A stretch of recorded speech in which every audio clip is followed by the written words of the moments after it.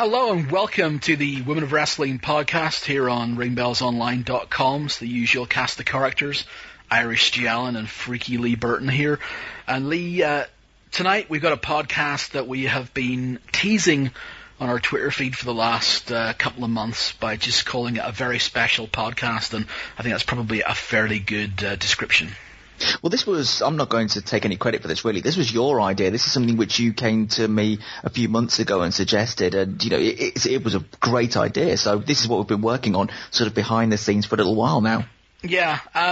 We've done, now over 40 of these shows. I'm always looking for things that we can do and looking at potential guests and maybe things that we can do a little bit differently here and there.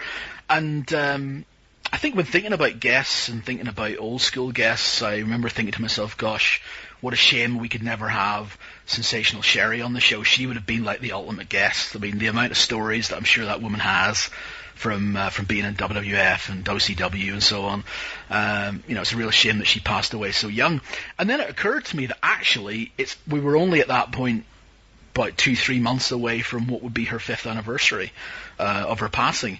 And if you're listening to this on the day it goes up, and the day that we're publishing this podcast, it is the 5th anniversary of the passing of Sensational Sherri. So we thought if we can't get Sensational Sherri on the show, we could at least try and pay her tribute by getting some of her friends and colleagues on to possibly share some stories and share some memories. And that's hopefully what we've got for you.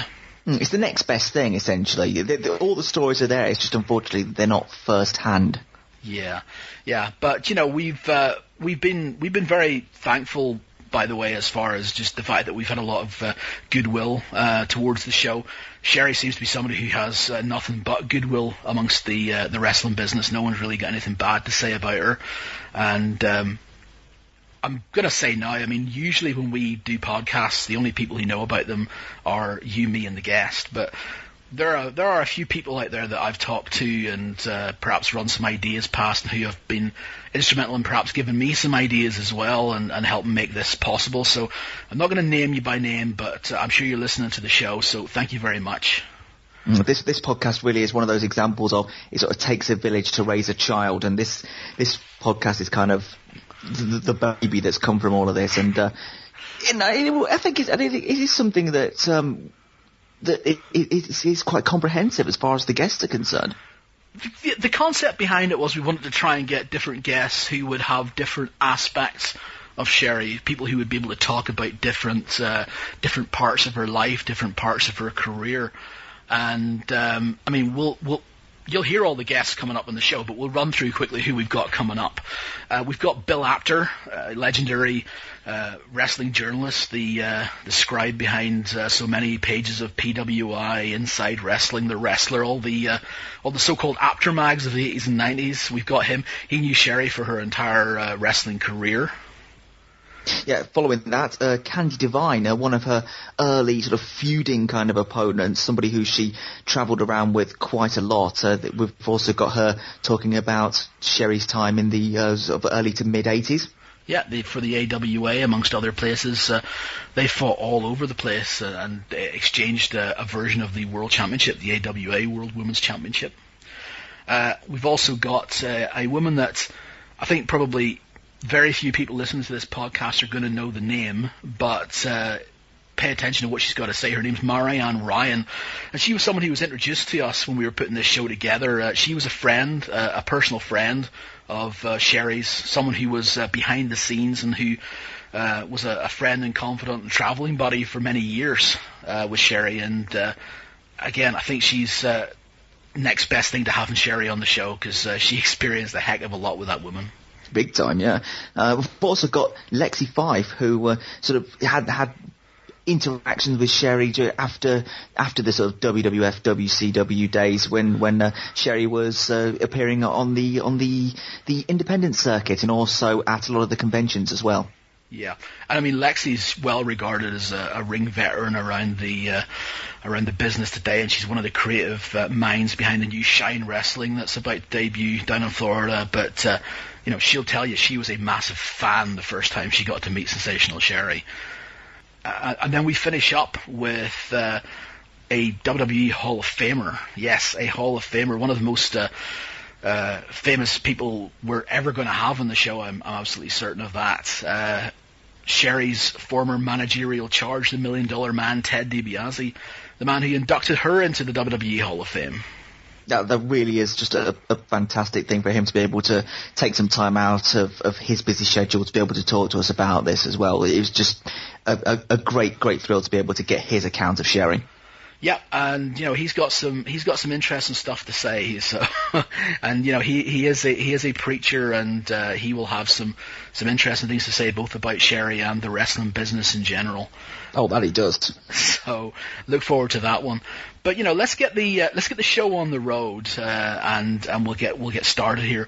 One thing I do want to say is anyone listening to this show, especially those people who are listening to the show who don't know the podcast and you don't know the website and you're just listening to this because it's a Sherri show, let us know what you think. We've got an email address. It's ringbells@gmail.com. That's bells with an LES on the end, ringbells@gmail.com. Let us know if you've got any stories. I mean, if you're a friend of Sherri's, if you've worked with her in the past or been a friend of her, let us know. These are all things that we can include as well, and we can put your thoughts down as well, and we can just make I don't know, more of a sort of a eulogy, a list of memories and things like that. Yeah, that would be nice. But I mean, Lee, do you want to get started on the road of Sensational Sherri? Yeah. So we're starting off at the beginning. We're going chronologically with this. Sherri debuted in 1980. She was both wrestling and managing at the same time. And it was around that time that she first crossed paths with our first guest on this podcast. She met up with Bill Apter. Yeah, and we started when we had Bill on the line by asking him about the fact that he's one of those few people who had the pleasure of knowing Sherri through basically her entire professional career. Yes, I knew her through her whole life practice. Yes, through her whole career. Yeah. When did you first come across Sherri? Oh my goodness, probably in the Indies when she first started. And off the top of my head, I don't remember what year that was. But she approached me very early, knowing that I was the editor of a lot of the wrestling magazines, and she was just a pleasure to be around. She was spunky. She was delightful to be around. And when I'm around people like that want to be that way and want to help and have that focus of the magazine mentality and all that, I like to help them. And shortly after that, we became personal friends. Was she the kind of person then who was like a sponge and just kind of absorbed everything that was going on around her? Absolutely. And she picked up things so easily that after a short while, the other girls trying to break in were asking her for advice, which is very unusual for someone who had only been in the business a short amount of time. I suppose even just having a woman around the business, and that I guess this would be the early 80s we're talking about here, was fairly unique anyway. I mean, she did break a few molds as far as women's wrestlers are concerned. When you're saying explain what you're talking about there. Well, she was different from your normal person, like you say. She had a more up to date, a more modern view on her. Okay, wrestling. I get you. All right, I didn't really understand the question. Yes, she made her own mold. She didn't break any molds. She made her own. She was totally different than any of the other girls. She was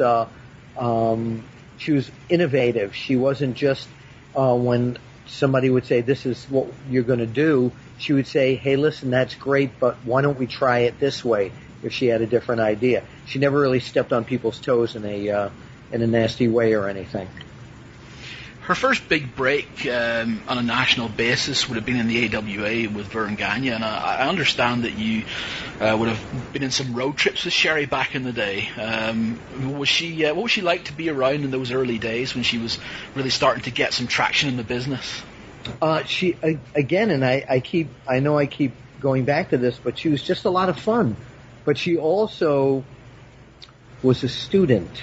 She asked questions. She asked me about various people that I had covered and traveled with, etc., in the business, and wanted to know what made other people tick, not just the other ladies, but the guys as well, and who I stayed with and who I stayed away from. She was very inquisitive about that kind of stuff. You got any favorite stories from around that sort of era? Oh, well, that favorite story, not from that era, but is the early days of Wrestle Reunion, and people can, if you go to YouTube and look up Bill Apter and Sherri Martel outtake, you can see the relationship that Sherri and I had. Sherri knows that I'm a silly person, and every time she'd see me, she'd take advantage of it by being extremely animated on her interviews and trying to bring out the silliness in me and trying to crack me up during interviews. So as I mentioned, if you can say to your listeners to go to YouTube and just look up Bill Apter, Sherri Martel outtake from Wrestle Reunion, that will show the Sherri that I knew. I remember seeing one of those videos now that you mention it, and it's one of those ones where you can just tell there's that friendship between the two of you. It's not something sort of fake or forced or awkward. It's just very, very natural between you. Absolutely, and I have that with a lot of the people in the business, but it can't be misconstrued as favoritism or anything, because it's not. Anyone who I've befriended or befriended me in the wrestling business, for example, for years I stayed at the house of Mr. Wrestling number 2 and his wife and his kids, and he always told me, and even no matter how much publicity we might have done on him, don't bring your camera. And he didn't want the business and the personal to interfere with each other, and Sherri was the same way. Now, we're going to talk with different people on this show who've known Sherri through different parts of her life, and we're going to explain that and talk about that as we go through the show. And I say you have that, genuinely quite unique sort of relationship with her that's gone right from the beginning of her career right to the end. Did you see a change in her as she became more famous, as she went up the steps of success? No, not to me, not at all. She was always the same Sherri that you first met back in the day. Savage, she was anybody. She was always cordial. I never saw it. There were alleged documented incidents of alcohol and or drug abuse and all this stuff, and it was really weird because during any time of that stuff that was around back in those days, she'd see me, she still would come over and clown around with me. So, I just, the bottom line on her, not to paraphrase Stone Cold Steve Austin, but the bottom line, son, is that she was just one of my favorite, lighthearted people, but a total professional. So when you say, or when I say the words sensational Sherri or Sherri Martel to you, other than I suppose that Wrestle Reunion moment that you talked about, is there a particular time or a particular run that to you is most representative or is your favorite time? Oh, of course, the stuff in the WWE around Randy Savage time. That was great. Scary Sherri, she's wonderful. It was a great character for her, and she loved playing that character too. She took a chance there because when WWF, got rid of the women's division in the late 80s, she could easily have been dumped without anywhere to work at that point. Certainly not with WWF if they didn't keep many women around then. But she embraced that manager. Role. She was over the top with that character, and everybody backstage there, and Vince McMahon and everyone knew she could do it. She had that in her. She had, like I said, that special quality where that character was just, she would have been if they did a real remake of The Wizard of Oz, a real good one, Sherri could have played the Wicked Witch, just as scary Sherri. Would have been great. I'll get you, my pretty Hulk Hogan.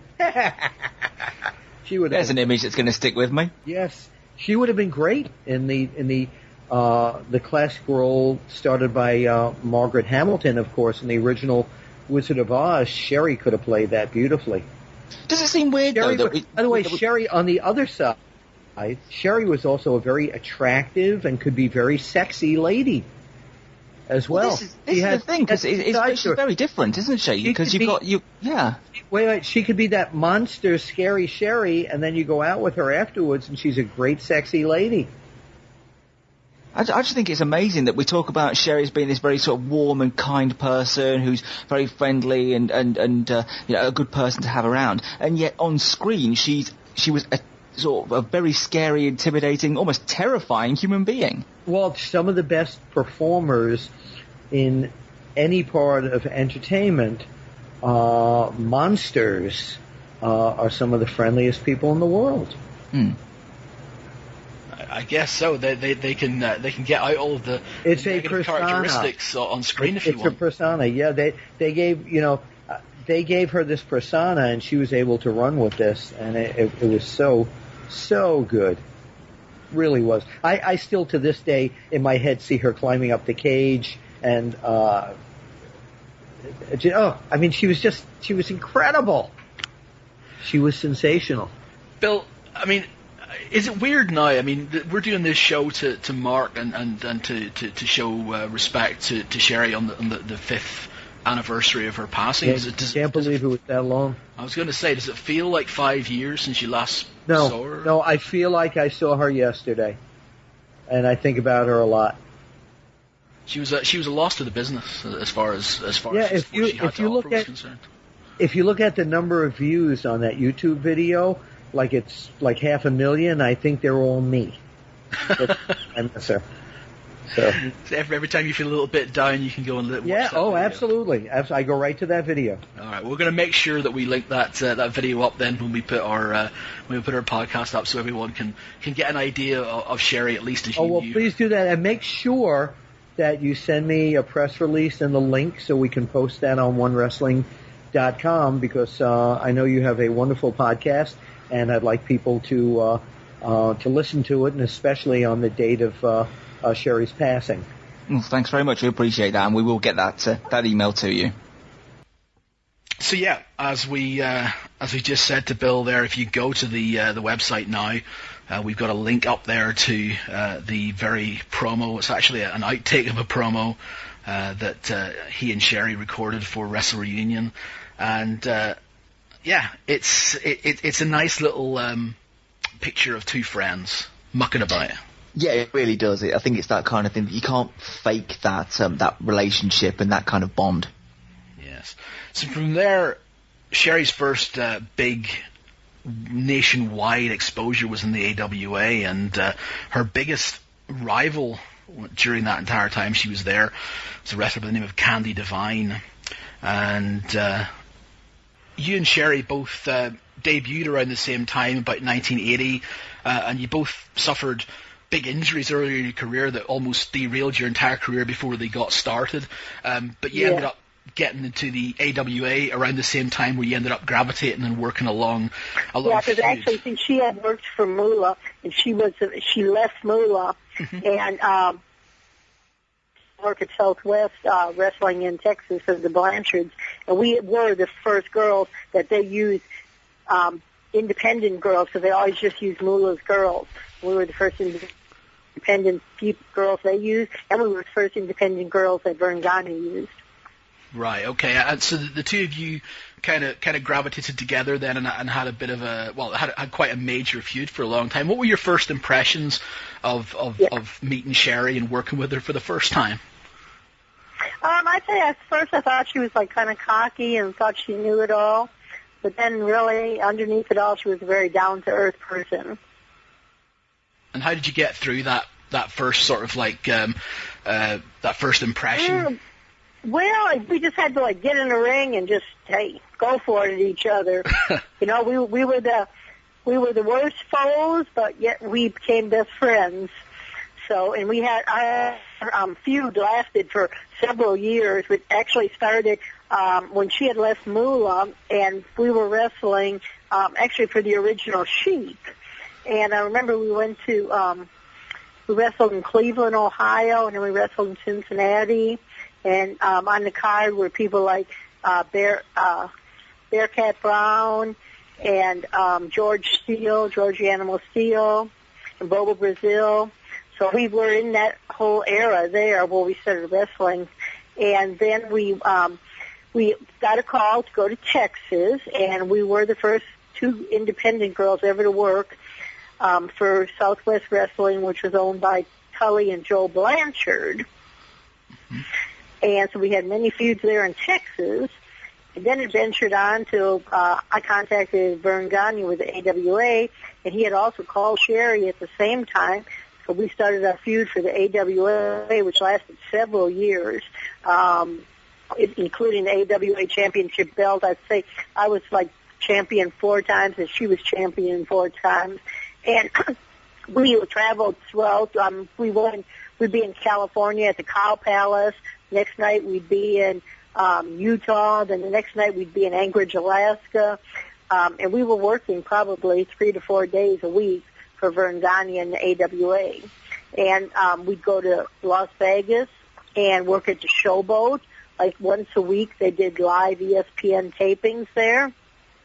Mm-hmm. So we were on ESPN quite a bit. And in fact now on ESPN2, the classic matches, and they actually bought Vern's tapes. And I have people tell me all the time if they see me late at night against Sherri on the classics. And like I said, we traveled, all throughout the world wrestling each other. And like I said, she was a tough competitor, but then we did get along too. And one of the saddest things was when she passed away. I remember I was at work and someone called me, and it was heartbreaking. And I did travel and went to her funeral. I went with one of the other lady wrestlers, Debbie Combs, and we drove from Nashville to Alabama. And there was, several of the top stars were there. Marty Jannetty, one of the Midnight Rockers, and I know Sean then called us, and he said he couldn't make it, and he was so sorry, Shawn Michaels, because they were the Midnight Rockers for Vern Gagne, and what we would do is we had like the 6-way tags where it was me, Marty, and Sean against Sherri, Doug Summers, and Buddy Rose. Mm-hmm. I believe Buddy's also passed away now, and I actually talked to Doug Summers about 3 days ago. He called me. He found me on Facebook and sent me a message, and we had a nice long chat, and he stopped wrestling now, too, because of health problems with his back and his knees. And all I can say, the saddest thing being at her funeral was I remember crying and hugging her casket. It just, that was very emotional. And I know it was to the entire wrestling world also.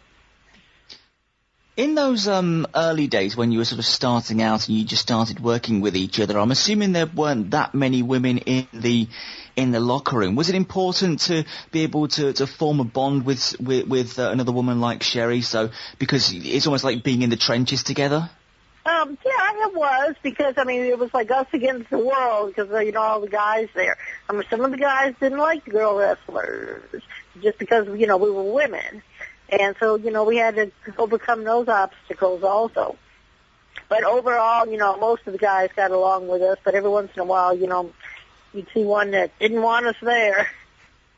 One of the reasons why we're so happy to have you on the show to contribute a little bit is because you got to work with Sherri back when she was a wrestler. She's known so much for the managerial stuff that she did later in her career, but during her time as a wrestler, you worked with her a lot, and obviously you've had a long career of your own. How would you assess Sherri as a wrestler? She was very, very good, very talented. She knew her stuff, so that's what we had some of the battles were, like, rough. I remember once we were at the Stockyards in Dallas-Fort Worth, Texas, and we beat the heck out of each other so bad, it was like we actually were staying in the same room. We got up the next morning and go, I can't get out of bed. Can you? She goes, no, I can't move either. We had just beat each other to a pulp and couldn't even move the next day. So, we put it in, full force. It was hard contact wrestling. Sort of around that time, so 85 when you were wrestling, WWF had their rock and wrestling thing going on, and Wendy Richter was a big part of that. When you and Sherri were in the AWA at the time, did you look at that and think, right, this is what we've got to contend with? And was that something which you thought about when you went out and wrestled each other? Yes, at times we did. And I've wrestled Wendy Richter also several times, and actually I know Cyndi Lauper. She knew Cyndi Lauper, and I did, because once when Cyndi came to Nashville, my mother and I actually rode on her tour bus from Nashville to Louisville, Kentucky to go to her concert up there. And my mother always kept in contact with Cyndi Lauper. She loved her. And then my mother, she passed away too 2 years ago. When I say to you though that it's 5 years since Sherri has passed, does it seem like? Does it seem like no, it does not seem that long at all. I didn't even realize it was that long. I was shocked when you told me that. I was like, oh my God, I just can't believe it's that long. It seems like just yesterday. I still wrestle some now. Like I hadn't wrestled in 9 months, and then I actually got in the ring and wrestled on Memorial Day. And I'm actually next Saturday, a week from Saturday, I am in Memphis, Tennessee. Wow, impressive. Of the matches you had with Sherri back in the day, is there one that stands out? Is there one that's your favourite, that if people want to be able to go and check out your feud with her and get a best view of it, which one would you say? Oh, God, they were all I know so there's great. loads. One at the Cow Palace was so good. I mean, I'd say all of our matches were terrific. I mean, we just had to click where it was like, wow. And one story that I think, we have to ask, if you were traveling around with Sherri for all those years and you guys had a bit of a bond on the road when you were traveling, there's got to be some funny road stories of traveling with Sherri back in the day. Is there anything you can share with us? Well, the one like I told you at the stockyard in, Dallas, Fort Worth, and, we just had a really good time. And I remember one time we were in, we were in Chicago, and it was one of the guys' birthdays. And, we went out and partied with the guys that night, and then we were so sick the next day, and then we had to drive all the way to Green Bay, Wisconsin to wrestle at the Packers Stadium, going, I think I'm going to get sick. And we just had gone out the night before, and it was like, that's a terrible feeling. Yes. Candi, listen, I want to just say thank you again very much for... Yeah, okay, I appreciate it, and, keep in touch with me. I thought the world of Sherri, and it's so sad that it's been that long already. Again, if you wanted to see any of those matches between Candi Divine and Sherri Martel, we've got one of them linked up just underneath the video with Bill Apter as well. It's their match from Super Clash 85 for the AWA Women's Championship, so take a look at that. Speaking of Sherri wrestling, she was AWA Women's Champion when she left the AWA, gave the title back and went to the WWF, where she started wrestling there.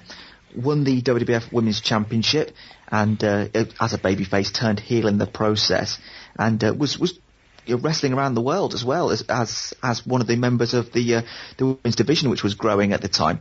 Lost the title to Rockin' Robin in Paris, France, in it was '89, and it was around that time that our next guest met Sherri. Somebody who, like we said, isn't exactly somebody who is well known in the wrestling world, but somebody who knew Sherri very, very well. Yeah, we started by asking Marianne just exactly where she met Sherri for the first time. I met Sherri sometime around 1988, 1989. I had gotten to be friends with Bret Hart and spent a lot of time with him. And from being backstage, Sherri would see me. She would know I was with Bret. And instead of me just hanging out by myself, she would invite me to come into the locker room with her and hang out. And through doing that, we got to be good friends. Now, around this time, I guess, WWF would have already killed off, or, well, not necessarily killed off, but essentially lost any interest in a women's division. So I guess Sherri may not have had a lot of people to hang about with backstage. Right. It was usually her and maybe Rockin' Robin, maybe Judy Martin, Leilani Kai occasionally.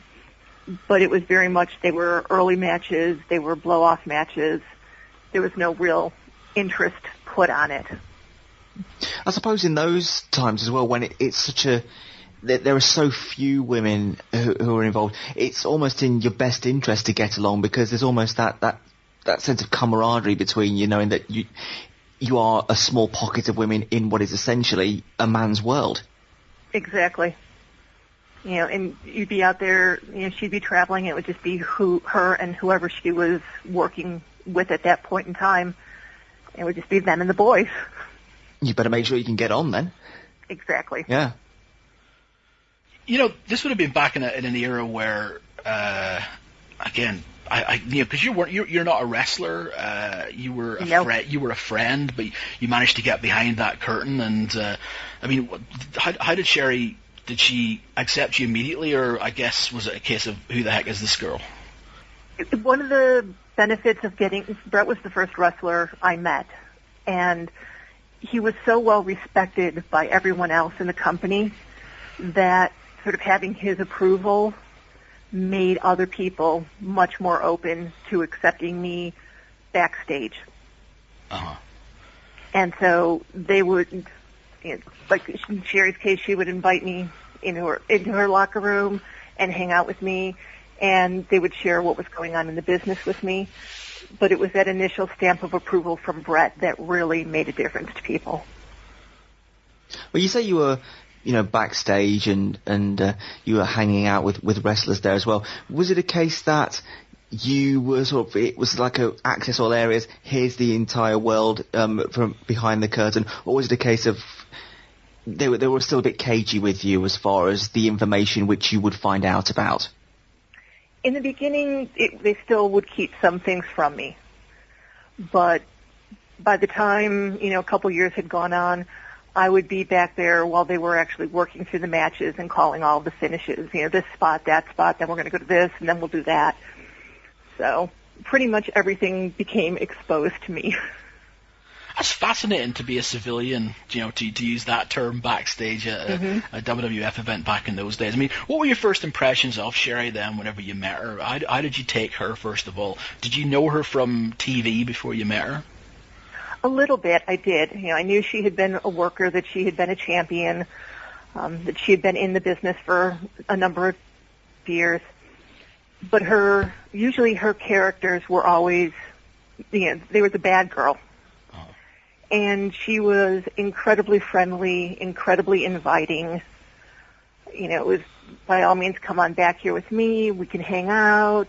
Did you want anything to eat? Do you want to, do you want to sit? Do you want to talk? Whatever. And she made it just a very nice environment to hang out. And you then kept that relationship, that friendship going then for some time with Sherri around that time, yeah? Oh, yes. Yeah. There would be times that, because like I said, originally I would be going to a lot of the matches with Brett. And then, if he was not in town but Sherri was, I would go and, Sherri and I would go and we'd drive to different towns and do a little segment of the tour. And would just spend more, whenever she was anywhere near Chicago, we would make plans to get together and hang out. And then I went out to, what was it? It was Las Vegas for one of the WrestleManias. She invited me to come out, and I was her guest. So I was a guest of the WWF for WrestleMania, which was kind of cool. And then when she first started with WCW, she was nervous because she was going to be working with Ric Flair, who was one of her idols, and they were going to be doing the feud with Hulk Hogan. And she asked me if I would come down and stay with her for a little while. And I was thrilled to, so I went down and I met her in Orlando and ended up staying on the road with her for 6 weeks. I see. Now you mentioned this when we talked about having you on for this podcast. You said that you'd once done like a 6-week road trip with Sherri. You've got to be stories to tell about that. This was in the WCW years then, yeah? Yes. Okay. Yeah. Please explain. What sort of mischief did you guys get up to? It was such a strange environment because she was brand new to the company, and like I said, for her, working with Flair was a dream for her. And we did a bunch of shows in Florida. They did their TV tapings, and then we'd go back to Atlanta, and then from Atlanta we'd go back to her home in Birmingham, and then she would go, if she had a spot show, she'd go do that overnight and then come back, and then we'd go back to Atlanta.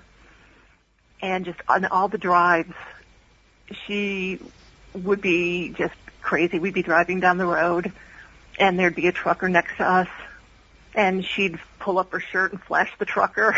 Nice. Yeah, she was a very free-spirited person like that. Wow.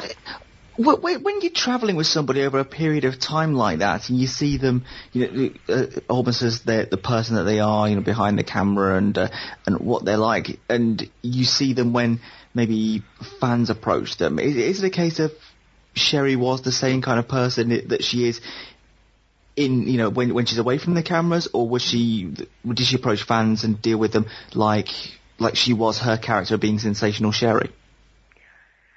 It would depend. If they were adults and they were really buying into her as as this mean, scary Sherri kind of person, then she would play with that. She would give them attitude back. If they would heckle her, she would give them grief back. But especially with kids, if they were cheering for her or if they liked her, she was just this incredibly good-hearted person. And she would always take time to go over to the kids and sign autographs or pose for pictures. And she'd let herself be herself when she was in a situation like that. Mm. And there was one girl, and I wish I could remember what town it was, but regardless of what character Sherri was doing or who she was with, the little girl would always dress up just like Sherri was at the time. That's adorable. It was just so precious. And she would have her mom do all the eye makeup, the whole bit. And so Sherri would always look for her in this town and always make sure that she went over to see her and take a picture, or, if there was any merchandise, give her something just to let her know how much it meant to her. Oh, I wonder if that girl's still around the wrestling business. Yeah, I don't know. If you're listening to this and this is you, please let us know. Ringbells@gmail.com. We need to find out. That's a fantastic story. Yeah. So she really was such a wonderfully warm person. But, she could give as good as she got. She had to live with those boys day in and day out on the road. So she was nobody's fool. I was going to say, that would toughen somebody up pretty quickly, wouldn't it? Mm-hmm. Very much so.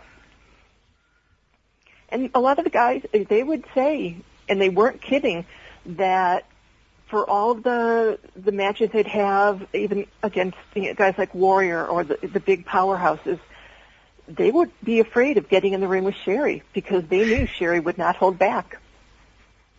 Okay, that's quite a thing, yeah. The thing is, I believe that. Mm-hmm. I fully believe that. Oh. Yeah. So it looks like Sherri could pack a punch. Oh, she could. She absolutely could.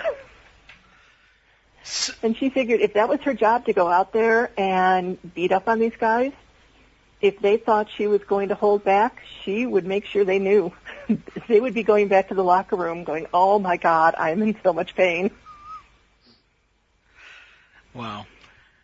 Of the time that you knew her then through, because, I mean, you would have, again, known her through all of her biggest run, or the majority of her biggest runs. When was she happiest? Oh, I would probably say during her years with the WWF. Uh-huh. She had just an amazing experience working with Randy. And she and Randy got along so well, and they worked so well as partners in the ring, and they got along so well as friends outside the ring. And she also had a really close relationship with Elizabeth, and made it very easy for them to work together. She also loved working with Shawn, even though they weren't particularly close outside of the ring. And of course, Ted. She loved working with Ted. And again, they weren't particularly close outside of the ring, but they worked very well together, and they loved working together. They loved their time in the ring. So once she got to WCW, she loved the fact that she was working with Flair, but by then the toll was starting to, bear down on her. She was in more pain than she had been. Just the politics involved in going to another company and trying to maintain a position where there really weren't a lot of women anymore. That weighed on her. And then when she finally sort of quit WCW and started working independent, she liked that because it gave her a chance to sort of go back to her roots and be closer to the people and not have to worry about the internal politics. But she was in a lot of pain the last few years. This would have been from a back injuries through the years, yeah? Yes. I mean, you could actually see part of her spine was sticking out of her back. Ooh. The spine was so misaligned at that point. I mean, when you've got an injury like that, it can really just affect you because it's a day-to-day constant issue. Did you see maybe her character or demeanor change along that time? Sometimes she'd be a little more down. I wouldn't say she was depressed. That wasn't the case. She really never got depressed. But it would wear her down. Mm. So what she would do is, for her, when she was on the road, she couldn't wait to get home because she loved being home. And then as soon as she got home, she couldn't wait to be on the road again. Sort of like a vicious circle then. Exactly. So if she could sort of set her own schedule and she could work every weekend and then come home, that would be, that was ideal for her.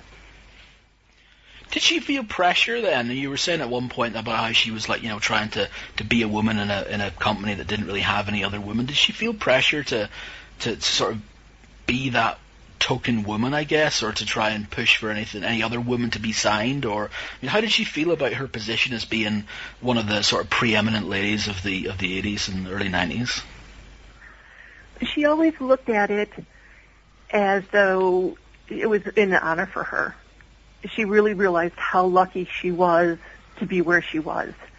And, when they said, we want you to manage, she was, fine, I'll get in the ring, I'll manage. We want you to be with this person, I'll do that. We want you to do this, I'll do that. She was always receptive to any ideas that Vince had for her because she knew that he didn't have to keep her. When they basically eliminated the women's division, it was very much doing her a favor to keep her on as a manager. Mm. And she appreciated it so much that there was nothing she wouldn't have done to do the job well. It sounds like she's the kind of person who says, look, whatever position you want me to be in, I will be the best at that position that I can possibly be. Now, none of this maybe go at it 75% or 80%. I will go in at 103% and I'll just do it. Exactly. Yep, that's how she looked at it, because she knew how easy it would be for them to say, well, we can get somebody else, or we can just rewrite the angle and not have a manager. But we want you to have this. One of the other things that you told me when we were discussing putting this together was that you used to keep notes of what happened and have stories and things like that written down. And I mean, I guess maybe in a lot of cases, maybe some of these notes may not be fit for public consumption at this point. But I mean, you did say that you had looked back over some of them sort of as prep for getting ready to do this bit of the interview. And I mean, was there a story in there that maybe when you read it, you sort of had a bit of a smile on your face and you kind of thought, oh, yeah, that's Sherri. Was there something that really sort of tickled you that got the memories flowing for you? Well, one thing I did remember when going through the notes was I think it was 91. They were doing one of the WrestleFest shows, and it was a big show at Busch Stadium in St. Louis. And this was when, I don't know if you remember, but there was an adult magazine that was going to be printing pictures of Sherri from much earlier when she first was starting out in the business. And, this was before, Missy Hyatt did the website and all that. So she knew the pictures were coming out and was completely torn apart because she thought it was going to be upsetting for Vince and it would look bad for the company. And she didn't want to do anything that would bring any kind of embarrassment to the company. And at the time, Shane was the one who was in charge of the show, and this is when Shane was first sort of cutting his teeth as a leader. And she dragged me into the locker room because she said, I have to tell Shane, I have to let them know so they're not blindsided. And she was so nervous, and she was practically in tears. And she said to Shane, when I started out, I didn't have money, and I did these pictures, and I'm so sorry, and if you want me to quit, I'll quit, and she was just so upset. And Shane looked at her and said, were there any devices involved? And she said, no. He's like, yeah, no problem. Well, exactly. Well, at least we now know where the line is. Yes. But that was just how she looked at it. Was, she loved being part of that company, and it was torn up about this, and it was like, yeah, it's no big deal. Don't worry about it. Now, one thing that I got the impression of with Sherri, and again, I've never had the pleasure of meeting her, and obviously you can attest to, I'm sure, probably lots of these stories, but I get the impression that Sherri was somebody who liked to party, and who, if there was a party to be found, she would probably be right in the middle of it. Am I right with that assumption? Sherri did enjoy good times. Yes, she did. Is there anything you could share about that's shareable? Oh, my goodness. Well, I know she loved drinking Crown Royal. She also loved drinking Sea Breezes. I even though she's not here, I know she would kill me if I actually said it, but one night we had been out at a bar, and a lot of the other wrestlers were there as well, and she had been drinking pretty heavily, and sort of came on to one of the other guys, which was completely out of character for her, because that was a line she would not cross. And he was married, and he was someone that she was considered herself friends with. And the next morning, she just was so horrified that she's like, did I? I'm like, yes, you did. She's like, oh my God. So she called immediately, and she's like, I am so, so sorry. If you want me, I'll call your wife. I will tell her I'm so sorry. Like, no, that's okay, really. So, yeah, there were times like that. There was a show in South Bend, Indiana that we were driving to, and before we had left, we had been in Indianapolis, and it's about a 2-hour drive. We had stopped at a liquor store and stocked up for the trip. As you do. Yes, because of course, drunk driving, not a bad thing. At least if you're a wrestler, it wasn't a bad thing. And we were driving on sort of a back road, and she was going so fast, and it was a new car of mine, and she kept telling me it was like we were flying. We were going so fast. Right. It's like, we're going like 120 miles an hour. Can we please slow down? And somehow you made it. Exactly. We got there, and we lived through all of these situations where we never should have lived through them. The joke was always, God must love wrestlers because he's taken care of them in so many ways. Certainly one way of looking at it. You say about living through things that you probably shouldn't have lived through, and going back to the last story about partying, I'm genuinely surprised that you didn't start the question, well, there was this one time with Ric Flair.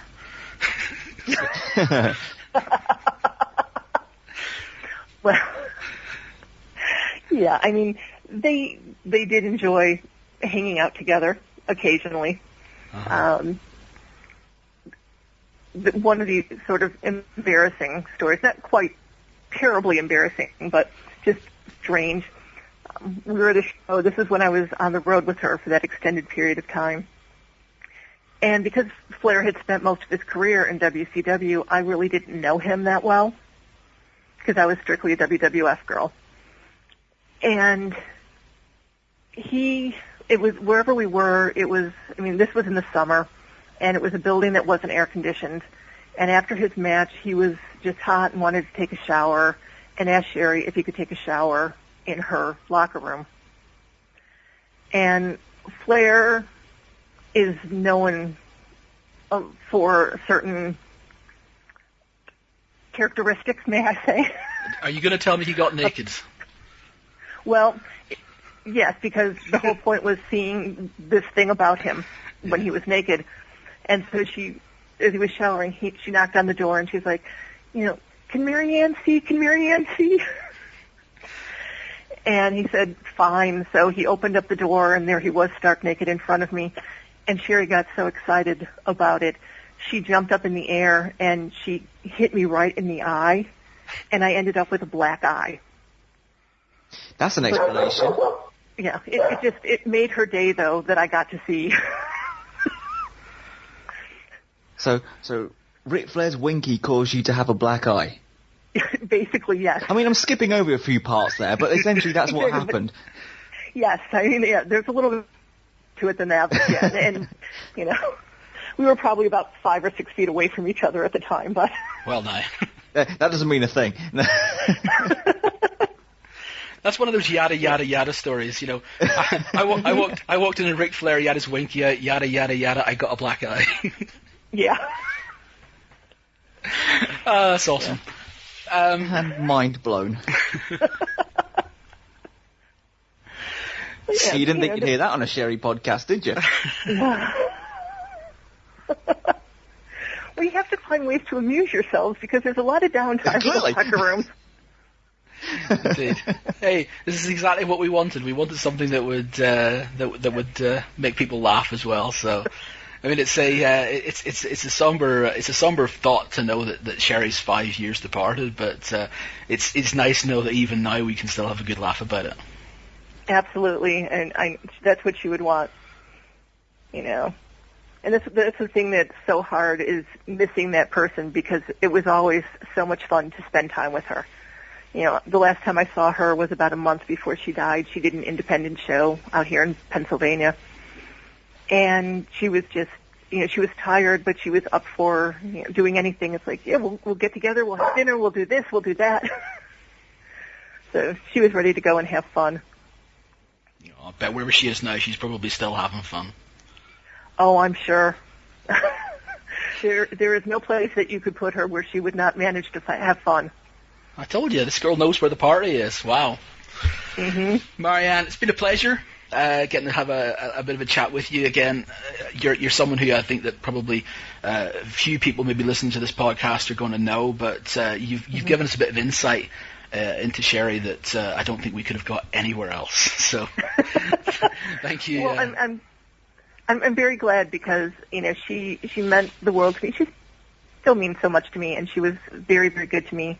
And to let people know what a terrific person she was, not just with her work, but in life as well. So, and I appreciate you guys doing this to remember her. It's a great thing.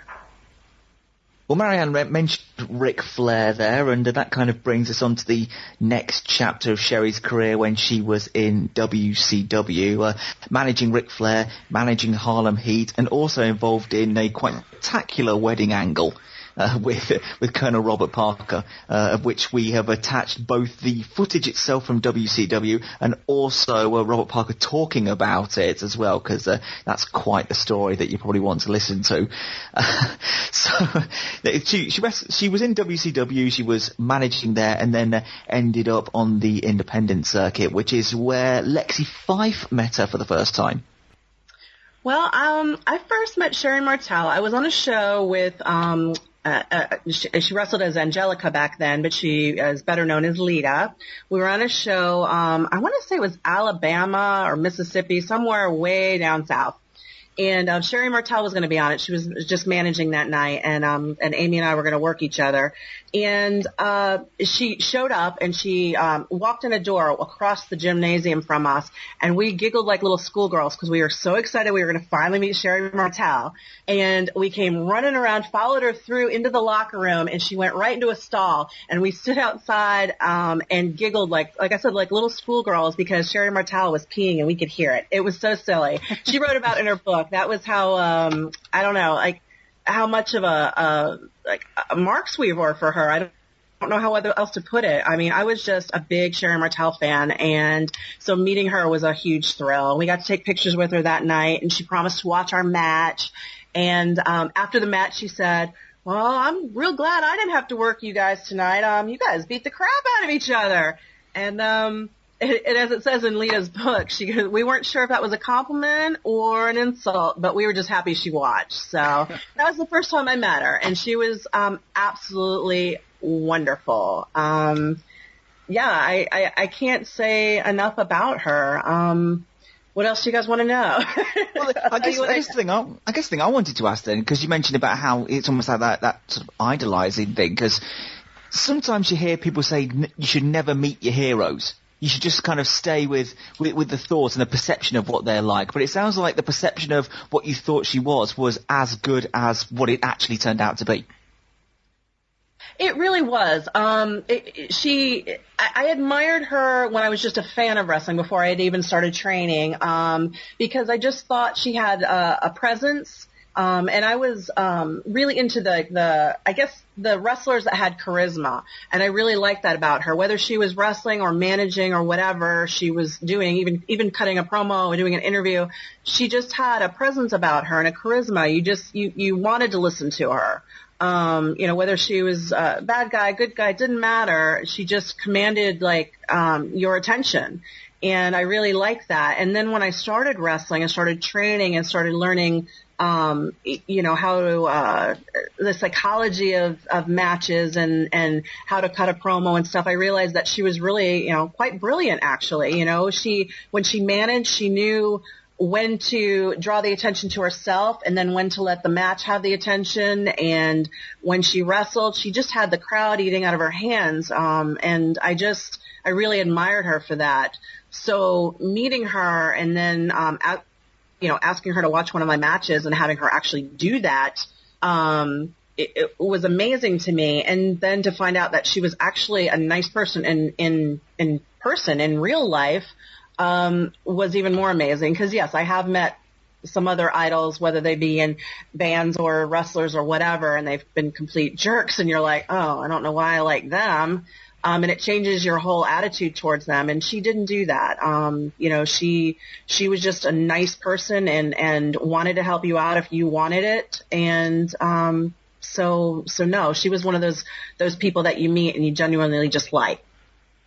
It's actually just, you saying that's really nice to hear, because I always said by this point she'd been to the big shows. She'd been in WWE, she'd been in WCW, and she was, back at this point on the indie circuit. But you still got the impression that she still had stuff to offer. She still had things to pass on. She still had some sort of love for the business.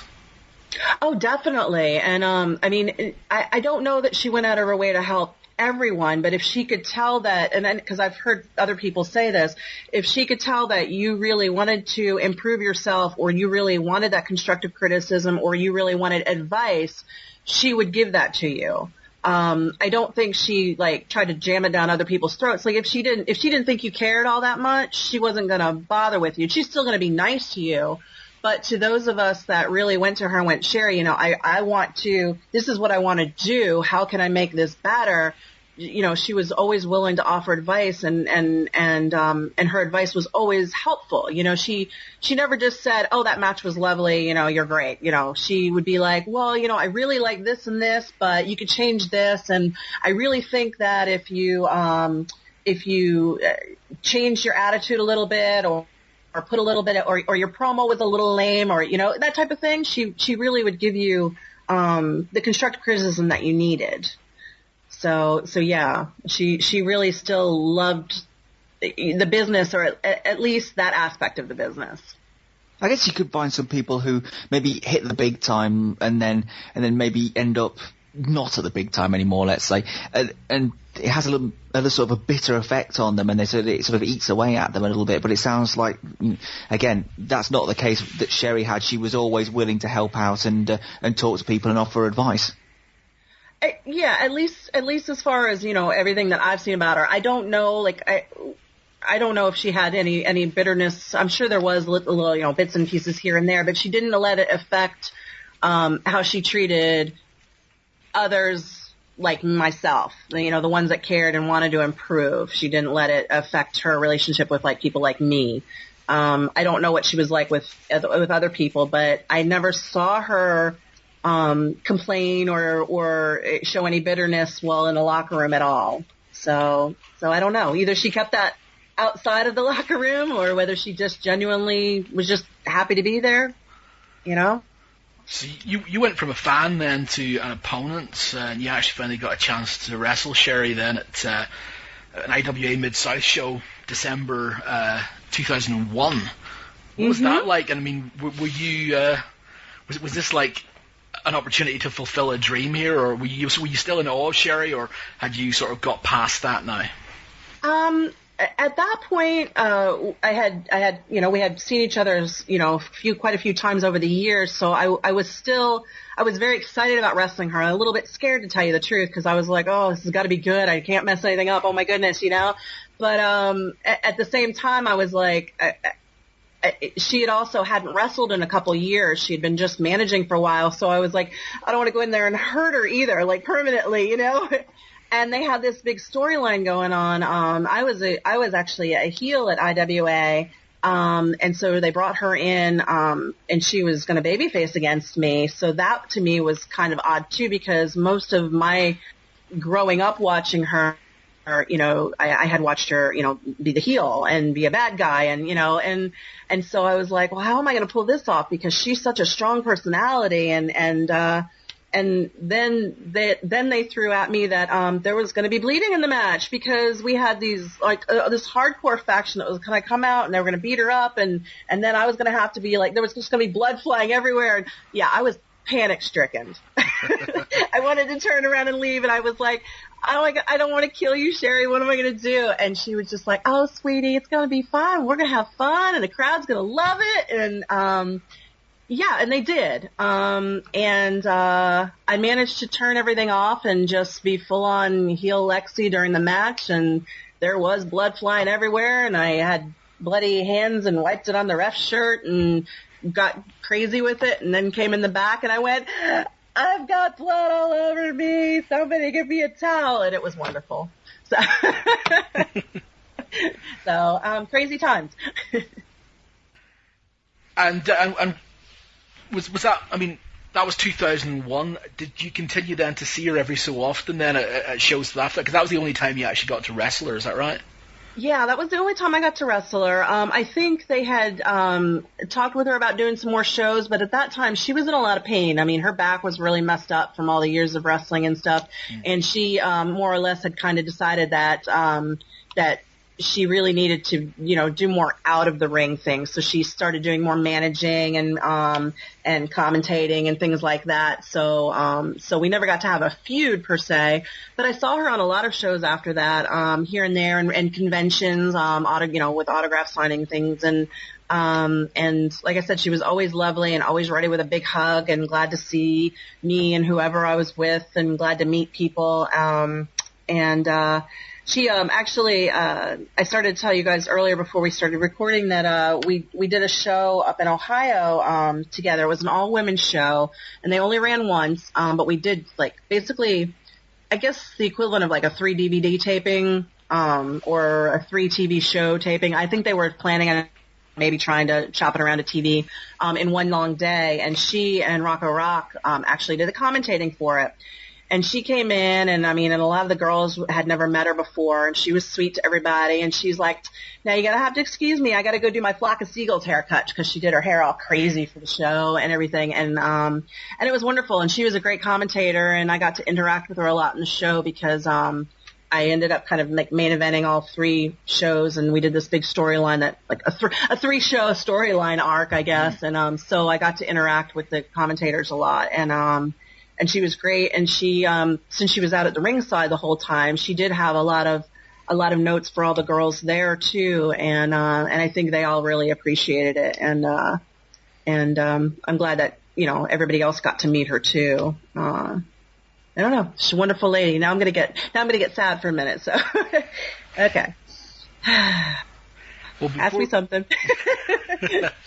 Yeah, before that happens, I mean, let's try and keep it light then, and we'll just close up by suggesting that, by asking you, regardless of your own personal interaction with Sherri, do you have anything that when you say the word sensational Sherri or Sherri Martel to you, I mean, what does that conjure up to you? Beautiful person and an awesome mind for the business, but mostly just a beautiful person. It's nice because, like you said earlier, when you meet an idol and they can still remain your idol, I can't say enough about it. I was a fan of hers, and then I met her and I became a bigger fan of hers. Well, you can't say much more than that. That's the dream. Yeah. Lexi, thank you very much for your contributions. Much appreciated.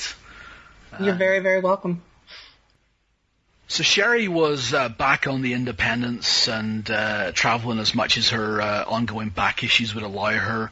But it's one thing she seemed to very much enjoy doing was interacting with people at the fan festivals and the various reunions and so on. And she continued to do that for several years as best as she can. She next came to major prominence in 2006 when she was inducted into the WWE Hall of Fame, a well-deserved accolade amongst the women who've ever worked for that promotion. And the person that she asked to induct her into the Hall of Fame was the man who she's referred to on TV before as her teddy boy. We're talking about the $1 Million Man, Ted DiBiase. And $1 Million Man was very kind to give us some time to talk to us about Sherri. And we started just by asking him for his initial impressions on what he thought of Sherri as a person. Sherri was a very unique individual, in my opinion, and it was a pleasure working with her. I mean, I met Sherri, my gosh, I think the first time I met her, I mean, she wasn't even in the business yet. She was like a fan, and this was down in Baton Rouge, Louisiana, and I'm not sure, I don't know if her family was down there. I don't know if she was down there. I know she had kind of a rough upbringing, and but I know that she would come to the matches there in Baton Rouge, and I know I saw her a time or two at the hotel where we stayed. Just very independent, very matter of fact, almost like one of the guys type of thing, and that carried on. I mean. Then I didn't see Sherri for I don't know how many years, but it was several years. And the next time I see her, she's in the business. She's wrestling, and she was making a name for herself, and doing well. I mean, of course, back then all the girls still worked for the fabulous Moolah, basically, and I've never really heard too many of them have a lot of really good things to say about Moolah. I don't know, maybe that's because Moolah was their promoter and they were giving a percentage of what they made to her. I don't know. But I just know that in my personal dealings with Sherri, I mean, I saw her work. I thought, as the lady wrestlers go, she was good. But then when she took out the managing role, she managed HBK for a while, and did a great job at that. And she managed me. I'm not sure just who all she managed in the scheme of things. But Sherri was so anxious to please that there were times when I would have to tell her to slow down. It was like, almost like what I tried to help her understand was sometimes less is more. For example, her distracting a referee or her jumping up on the apron as a distraction or screaming and hollering at the crowd, and it was just like, sometimes I would have to tell her, look, Sherri, I said, save it, not so much, and save it for the right time. But she caught on quickly. and she adapted very quickly as to her role and what she was there for, and she understood that she was there to get as much heat on me as possible. And of course, in the process, she came to realize that the more heat she got on me, the more heat she had on herself. So it was just it was really a very good working relationship, and she was someone who was, you have people that are acquaintances in the business, and you get along, and then there are those who you consider closer and friend, and Sherri was a friend. I never had a an intimate relationship with her. She was never my girlfriend or anything like that, but there was definitely a friendship there. She was someone who, if I had, like there's times when situations in life come up when, there's just a couple of people that you want to go vent or unload on, and Sherri was someone who I trusted. In other words, if I sat down with Sherri and if I was mad about something, like in a business, if I was mad about something that was, that's just business, day-to-day business, like I don't really think that's the right thing they're doing, da-da-da-da-da-da-da. Well, there's some people you tell that, and they'll go tell the world. And, next thing you know, it comes back at you. And you just know, and you learn, who you can trust and who you can't. And I knew Sherri, and I knew that anything that I said to her, I was said in confidence, and that I could trust her. And that's very important in any relationship. So, that relationship, we weren't like a team in terms of the $1 Million Man and his valet, Sherri Martel, until, oh my gosh, in the, what was it, the mid-90s. And yet, the very first year I was in wrestling, in the summer of 1975, I met her in Baton Rouge, Louisiana. And, in the whole scope of that time, I considered Sherri a friend. And, she was tough. She was, she was like, she understood, that wrestling is a rough business, and basically, pro wrestling is a man's business. It's really a man's world, so to speak. And, so it makes it tougher for the girls, especially back then, to make it. Today it's a little different. Today it's not so much that the girls are wrestlers as they are divas. They're more eye candy today than anything. But back then the girls were expected to work, and Sherri was good. And when she contacted me and asked if I would be willing to induct her into the Hall of Fame, I was absolutely overjoyed that she chose me to do that, and I was quite pleased and honored to do it. The funny thing about it was she actually ended up beating you into the Hall of Fame by 4 years. Yeah, well, I really don't think that, it's kind of like, I don't think anybody's got a watch on it. No. I'll be honest with you. There were a whole lot of people in the industry and a whole lot of fans who, aside from that, said, hey, have they forgotten about you, DiBiase? You should have been in there a long time ago. So, hey, you know what? It doesn't matter to me. Sure. We've talked to a friend of the show, Alex Greenfield, before, and he actually told me that, and you'll remember this obviously, that he was there for that induction. I think he produced that segment actually with you and Sherri, and he said that he got the impression that she really saw this as being a new chapter in her life. That she was very excited about it, very honored by it. Was that the kind of impression that you got as well? I did. I really did. I really think she was kind of surprised. I really do. And obviously honored. I do. I feel just the same way that, it was like, here's a new lease on life, so to speak, and, being recognized. I think it was something that, I don't know, it gave her some affirmation that perhaps she didn't feel like she had up until that time. And, sometimes that's all it takes. It's like, I know in dealing with teenagers at times that, a lot of teenagers who come from, less than favorable backgrounds, oftentimes they're hard to reach, and they become kind of withdrawn, and they don't speak out verbally, but they'll get a tattoo, or they'll wear their hair funny, or they'll dress strangely, and that's all a statement.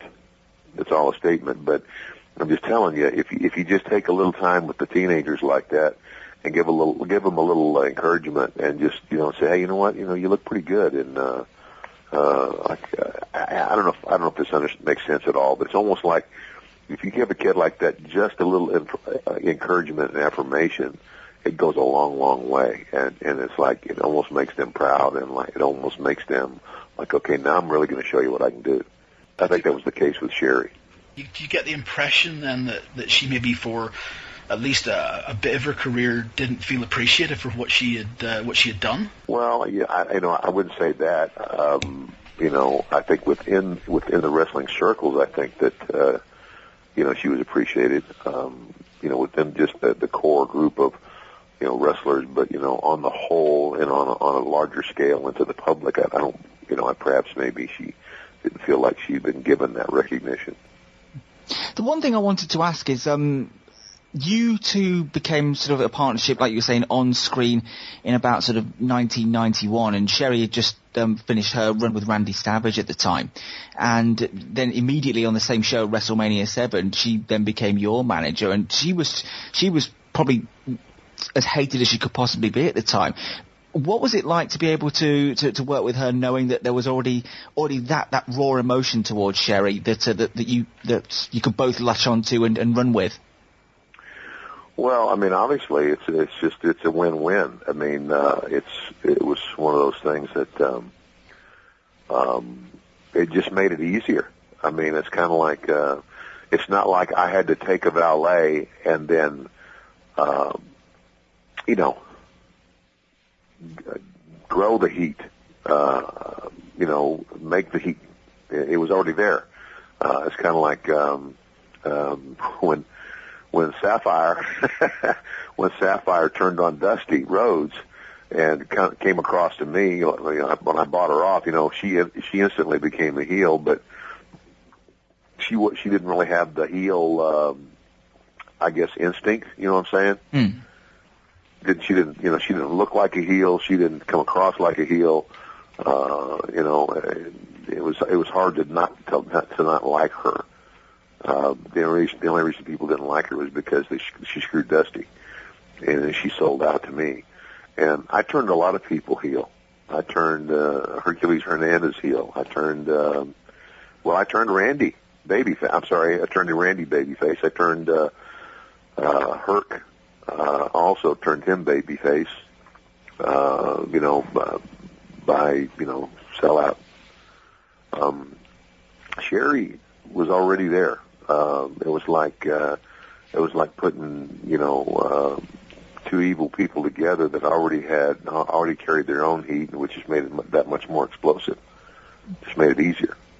And when you were told you were working together, how did you feel about that? Because, like you said, you'd known her for quite some time. So when you found out you were going to be working on TV together, what was your reaction? I thought it was great. I thought it was great. And I'll be honest with you, Sherri was much easier to work with than Virgil. Now, when I say easier, I'm talking about ring savvy. Virgil was fine in terms of, we never had any problems. But it was kind of like I had to kind of map out everything for him, step by step, do this, do this, do this, do this. Sherri was a natural. I didn't have to give her a lot of instruction, which made it easier for us to work together. We've been asking people on the show, and it's kind of like one of those things. If you got a favorite story, that would illustrate who Sherri was to somebody who maybe didn't know her. Gosh, that's probably a lot, but it's difficult to put you on the spot like that. Well, oh gosh, It's a difficult question. Maybe just, as say if we were... Yeah, I mean... Is there one particular run or one particular match or one particular moment, or maybe one just in particular a private moment that would, when you think of Sherri, that's the first thing that comes into your head? Well, I used to tease her for being busty, and and some of the outfits she wore and everything is how you're just trying to show off. She'd get mad at me, and I was just playing, and so one night we had a match, and I can't even remember who I was wrestling, and I took this big bump over the top rope to the floor. And I'm laying on my back cell, and of course she's my valet, so she comes over to to comfort me, so to speak. But what she did was, I'm laying on my back on the ground, and she kind of slid in behind me, so she came up back from the back. She had like her knees like right where my head would be. And what she did was she bent over and she just dropped her bosom like right in the middle of my face, and it's like, oh Teddy, are you okay? Are you okay? and when she sat up, I had my eyes crossed, and she had to bite a hole in her lip to keep from just bursting out laughing, but she got me good. I was like, oh my gosh, I won't tease you anymore. It was just, one of those moments. It sounds like she could sort of give it as well as she could take it in that situation. If she, oh gosh, are you kidding? Absolutely, absolutely. I mean, it's real. I mean, Sherri was a lady, and it's like, but it's funny. She was a lady, but she was like hanging out with one of the guys. She just, she said, don't, I don't expect you to open doors and all this other stuff. I'm just one of the guys. We're at work. I'm one of the guys. But outside of work, she was there with the lady, and she could. I mean, everybody knows. I mean, Sherri could. There's not too many guys that there's some guys in this business that I think over a period of time. May have been surprised because they thought, well, she's just a girl and I can talk to her or treat her however I want to, and they found that differently. She commanded respect, I guess is what I'm trying to say. And she got it, She just, she had come up the hard way, and she had dealt with, promoters and dealt with the hard knocks of wrestling, and she took her lumps and bruises, but she learned by it. Another person that's like that's been inducted into the Hall of Fame is Wendy Richter. Sure. Wendy's very outspoken about how the business was and how it is, and how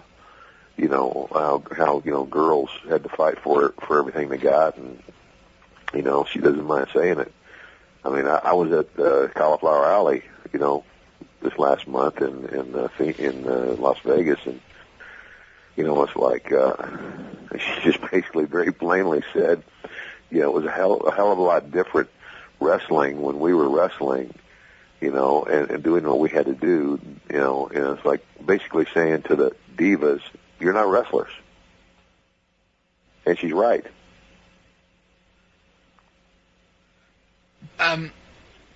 With wrestling being the sort of business it is, and friendships are hard to come by, and sometimes there's a lot of geographical distance and stuff between people, and there certainly would have been times when, after you retired from the wrestling business and she carried on working in WWE and WCW and so on for several years. Did you guys still stay in contact over those years, or was it maybe only once every so often? No, not really. I mean, it was just one of those relationships where it's kind of like, and it's that way with it's wrestling. It's like when you're friends with somebody in our business, you may not see them, you might see them next week and it's okay, and then you may not see them for months or years. And then when you do see them again, it's just like you saw them yesterday. You just pick right up where you left off, and you keep going. And that's the nature of the business. And the same is true today. It's just like going out to Cauliflower Alley.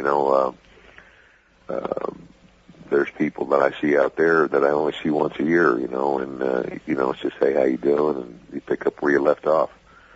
It's hard to explain. I guess it's the nature of the business. Yeah. But it was like that then. Whenever you guys hooked up again for the Hall of Fame, it was like. Oh, sure. Yeah. Time had just passed really quickly, and you were back to being right. a duo again. Right. Absolutely. Just to touch back quickly on what you said about Wendy Richter briefly, and we've seen the speech that she had at Cauliflower Alley and had a chance to have a look at that. I get the impression, I don't want to speak for Wendy, but she holds the wrestling business with, she kind of holds it at arm's length a little bit. She's happy with what she achieved, but she was happy to get out of it. And it's it's just like this. When my boys when they told me they wanted to wrestle, I was kind of shocked because I didn't want my boys to wrestle. And I didn't want my boys to wrestle not because I don't love wrestling. It is an extremely hard lifestyle. It's not as hard today as it was when we were going up and down the roads, in the 70s and the 80s, and a lot of that was by car until the WWF took off. It's not that, there weren't any guys riding around in their own tour buses back then. There weren't guys making $1 million contracts back then. But, I get it to a degree. I believe Wendy is, saying that, they never got the spot, so to say, that the men did. And, I think some of Wendy's, reasoning is, not right. But by the same token, they dealt with promoters, and traditionally promoters, I mean, it's kind of like two of the most well-respected promoters in all of wrestling history were Vince McMahon Sr. and a guy named Paul Bosch, and they were respected for being fair and good payoff guys. Those are the only two that I could think of outside of Vince. Now, I mean, obviously, there's guys making money now that nobody ever heard of. Mm-hmm. Would you say though that, from your experience of talking to Sherri, would she have viewed the wrestling industry in the same way as Wendy did, or was she more in love with the entirety of everything? I think she was more in love with it. I really do. And I respect Wendy too, because I mean, Wendy got out of the business. She went to college and got a degree, and she's I think a physical therapist is what she said she was, and that's great. There's a lot of people that get in this business and they don't know anything else. And there's a lot of people who get in this business and they get out bitter. But, again, I would say the same thing to them. Listen, you knew what you were getting into when you got in it. In other words, nobody entices anybody to get into wrestling and say, hey, man, you get in this business and you're going to see the world and you're going to make great money and you're going to be a star and all this other stuff. All of those things are possible, but everybody that's ever tutored anybody that got in this business said, look, you're getting in a tough business. You're getting in a business where you're going to be expected to go long hours. You're going to have to spend a lot of time away from home. There's going to times when the money's going to be good. There's going to be times when when it's not going to be good. Well, a lot of people have gotten into this business, and I've heard a lot of people moan and groan and complain. And it's like, what are you complaining about? You knew what the business was when you got in. It's almost like they go through the business and they think the business owes them something, and it doesn't. It's kind of like you knew the score when you got in. You knew that when you got in, there was no retirement plan, there were no medical benefits, that you're on your own. Basically, you make what you make, and it's not what you make, it's what you save. And if you're not smart, you don't save your money, then there's going to come a day when it's all over, and if you haven't been smart with your money, there's no one to blame but you. But oftentimes what happens is they get to the end and then they become bitter because they don't have a reason to be bitter. They blame the promoters. Well, if the promoter would have paid me better. Well, if the promoter had paid them better, they'd have just spent more. Ric Flair, indeed, for example. You know, Ric Flair, I love Ric, but Ric has destroyed his legacy. Ric is probably one of the greatest wrestlers we've ever had. But Ric's God, basically, is the business. It's the roar of the crowd. He is Mickey Rourke in the movie The Wrestler, minus the drugs, because he has sold out to the roar of the crowd. And he has lost his family, 3 wives or 4. He's lost. I mean, he's spent more money than he's made constantly, always. Even to this day, there are people all over the country that he owes money to. And it's over, and it's like, I don't know if you guys heard the entire speech he made at the Hall of Fame, but I sat there feeling sorry for his kids. Yeah.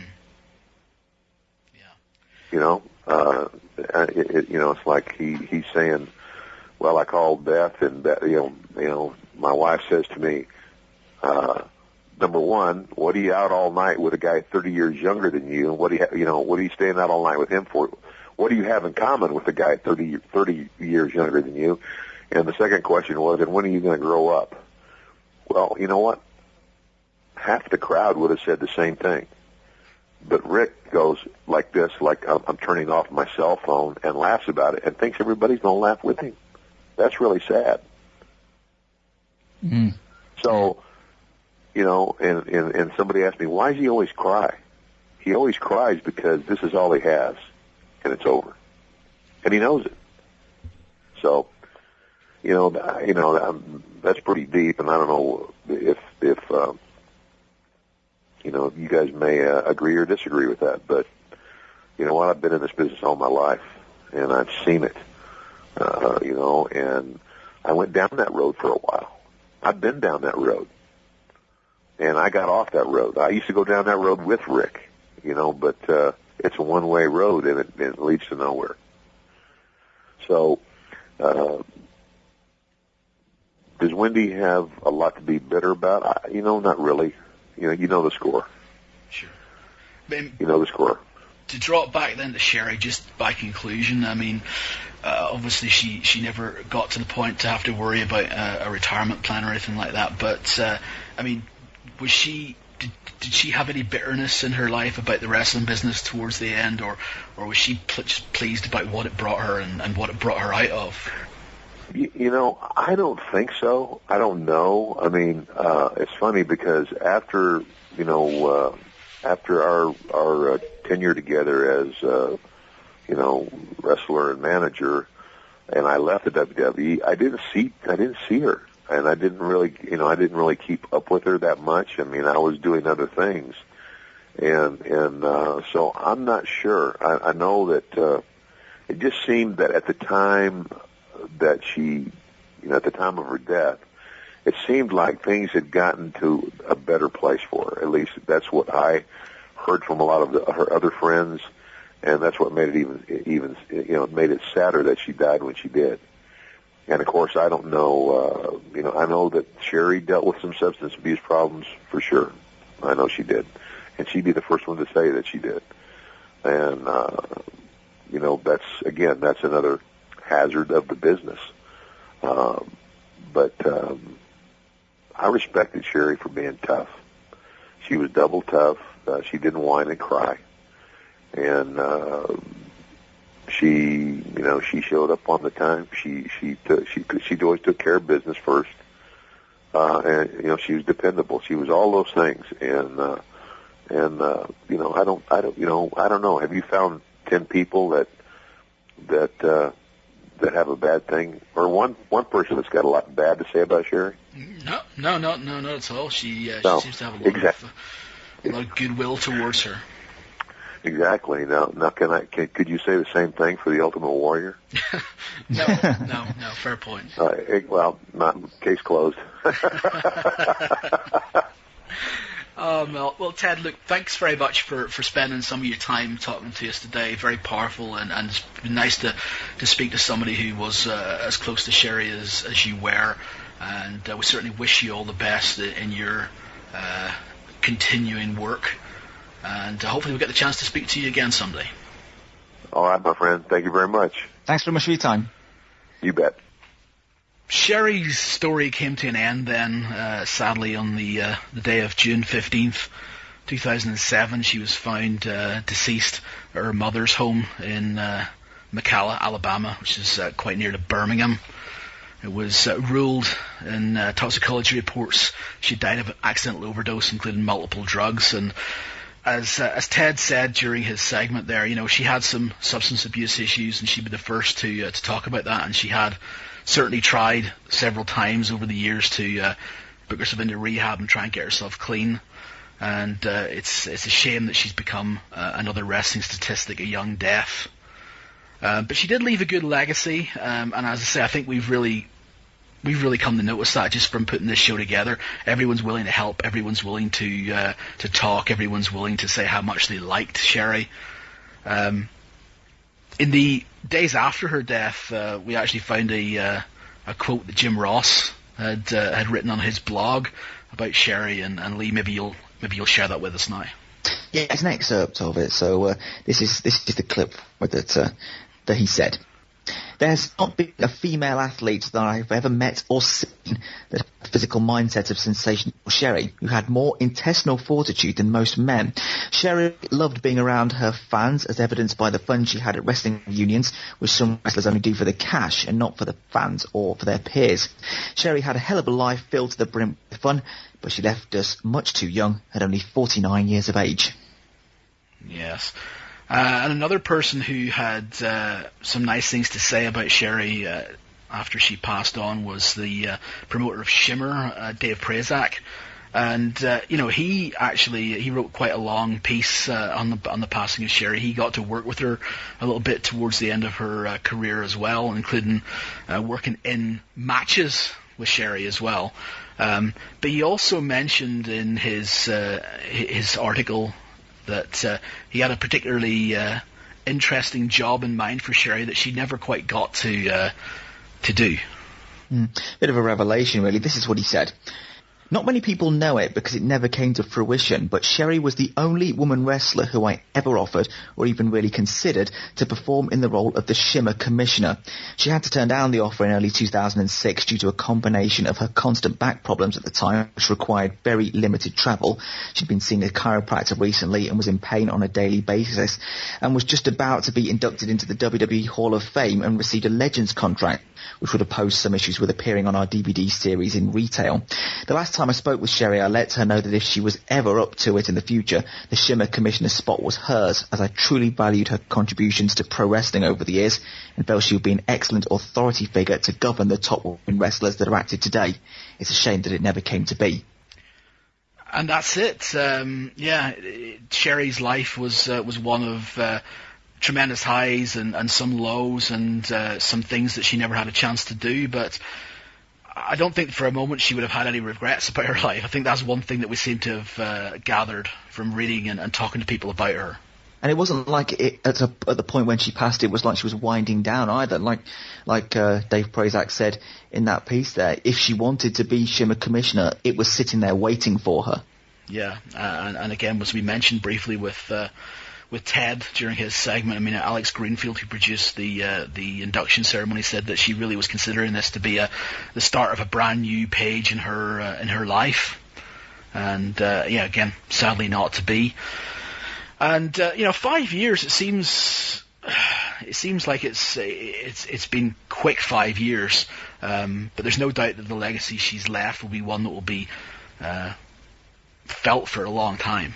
Well, we're still talking about Sherri now. I mean, that's indicative. Yeah, and we'll finish up with a couple of personal thoughts here. I mean, no one really cares in the grand scheme of things what we think of Sherri in comparison to everyone else we've talked to today. But when I got involved in watching WWF back in the day, Sherri was just an amazing character to watch. She was much more interesting to me than the likes of Elizabeth. Elizabeth was your prototypical, supportive corner person, whereas Sherri was much more interesting. She had just this combination of danger and sexuality that, she was something different, and she did definitely blaze some trails. And I think it's only fair that we do remember her.